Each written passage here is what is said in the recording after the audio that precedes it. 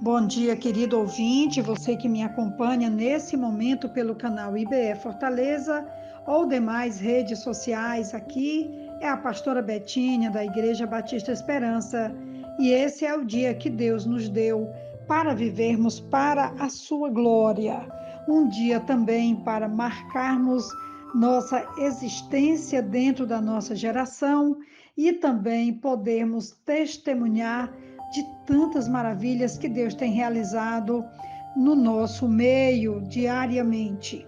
Ainda dentro do tema dos milagres, nós vamos refletir hoje sobre uma nova aliança que substitui a antiga, permitida pela vida de Jesus, que nos aproxima de Deus e nos permite ter uma comunhão plena com Ele.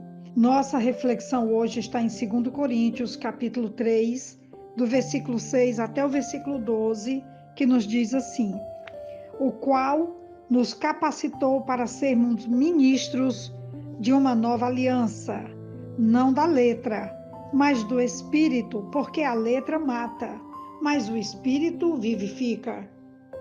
E se o ministério da morte, gravado com letras em pedras, se revestiu de glória a ponto dos filhos de Israel não poderem fixar os olhos na face de Moisés, por causa da glória do seu rosto, ainda que fosse uma glória que estava desaparecendo, como não será de maior glória o ministério do Espírito? Porque se o ministério da condenação teve glória, em muito maior proporção será glorioso o ministério da justiça. Pois nesse particular, o que era glorioso já não tem mais glória diante da glória atual, que é muito maior. Porque se o que estava desaparecendo teve a sua glória, muito mais glória tem o que é permanente. Tendo, pois, tal esperança, agimos com muita ousadia.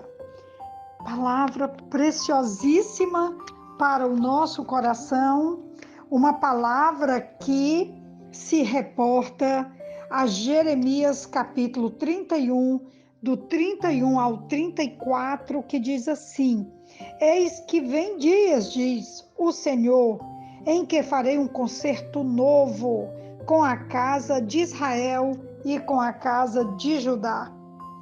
Não conforme o concerto que fiz com seus pais, no dia em que os tomei pela mão, para os tirar da terra do Egito, porquanto eles invalidaram o meu concerto, apesar de eu os haver desposado, diz o Senhor. Mas este é o concerto que farei com a casa de Israel depois daqueles dias, diz o Senhor.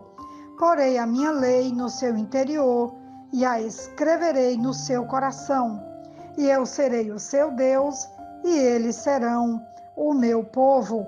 E não ensinará alguém mais a seu próximo, nem alguém a seu irmão, dizendo: conhecei ao Senhor, porque todos me conhecerão, desde o menor deles até o maior, diz o Senhor, porque perdoarei a sua maldade e nunca mais me lembrarei dos seus pecados.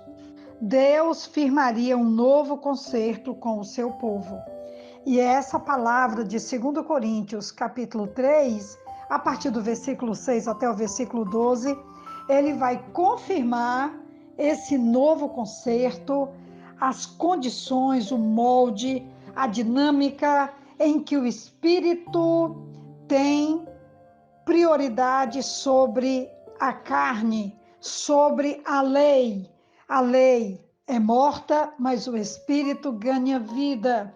E o capítulo 31 de Jeremias vai falar que chegariam esses dias. Esses dias chegaram através de Jesus. Ao contrário do concerto da aliança do Sinai, que exigia obediência a leis externas, o novo concerto consistiria em renovação espiritual interior que permitiria ao seu povo viver corretamente no novo relacionamento com Deus. O novo concerto, ou a nova aliança, é interna, universal e incondicional. Todas as pessoas têm a oportunidade de desenvolver um relacionamento pessoal e íntimo com o Senhor. Um dos principais elementos desse concerto é o perdão, como diz aqui o final do versículo 34 de Jeremias 31. Perdoarei a sua maldade e nunca mais me lembrarei dos seus pecados.